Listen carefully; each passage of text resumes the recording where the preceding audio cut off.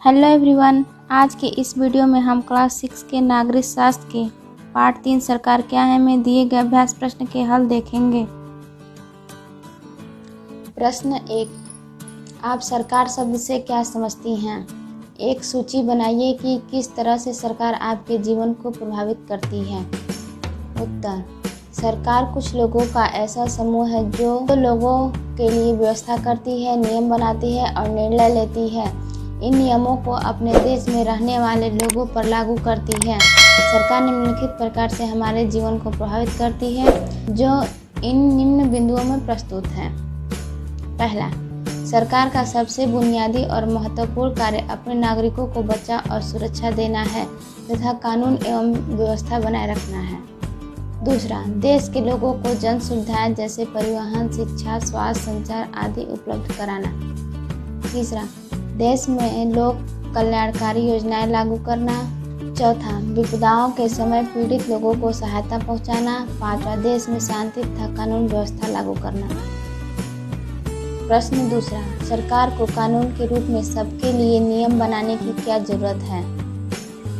उत्तर, सरकार को कानून के रूप में सबके लिए नियम बनाने की जरूरत इसलिए है क्योंकि देश में सभी लोग इकट्ठे रहते हैं और काम करते हैं, तो इस सब के लिए एक व्यवस्था की आवश्यकता होती है जिससे आवश्यक निर्णय लिए जा सकें। देश के संसाधनों पर नियंत्रण रखने के लिए भी सरकार को कुछ नियम बनाने पड़ते हैं ताकि सभी लोग इन संसाधनों का उपयोग कर सकें। प्रश्न संख्या 3, लोकतांत्रिक सरकार के आवश्यक लक्षण क्या हैं? उत्तर, लोकतांत्रिक सरकार के आवश्यक लक्षण इस प्रकार हैं। पहला, लोकतांत्रिक सरकार का चुनाव देश के सभी वयस्क नागरिकों द्वारा किया जाता है।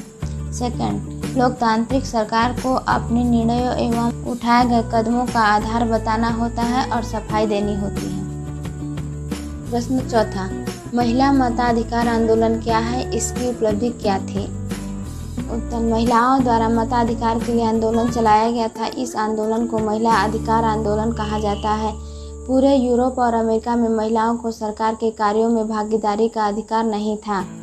महिलाओं को सरकार के कार्यों में भागीदारी के लिए संघर्ष करना पड़ा। प्रथम विश्व युद्ध के दौरान महिलाओं का यह आंदोलन और अधिक मजबूत हुआ क्योंकि इस दौरान महिलाओं ने पुरुषों द्वारा किए जाने वाले कार्यों को किया तथा उन्होंने महिलाओं को उनकी क्षमताओं के बारे में फैली गलत रूढ़िबद्ध धारणाओं को दूर किया और यह साबित किया कि महिलाएं केवल काम ही नहीं कर सकती बल्कि निर्णय लेने में भी योग्य हैं।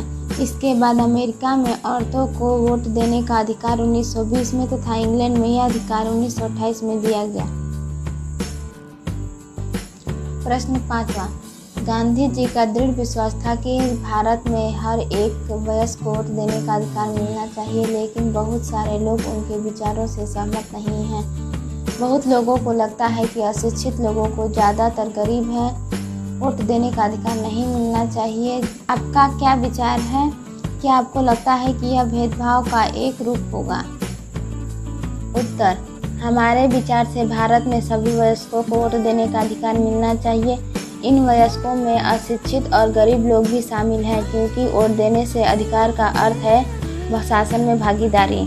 यदि हम अशिक्षित और गरीब लोगों को वोट देने के अधिकार से वंचित रखते हैं तो हम लोकतांत्रिक व्यवस्था के अन्य मूल्य समानता का पालन भी नहीं करते हैं। दूसरे, हम उनके शासन में भागीदारी के अधिकार को छीनते हैं जिससे वह निर्णय लेने की प्रक्रिया में शामिल हो सकता है तथा अपने और देश के हित में निर्णय ले सकता है।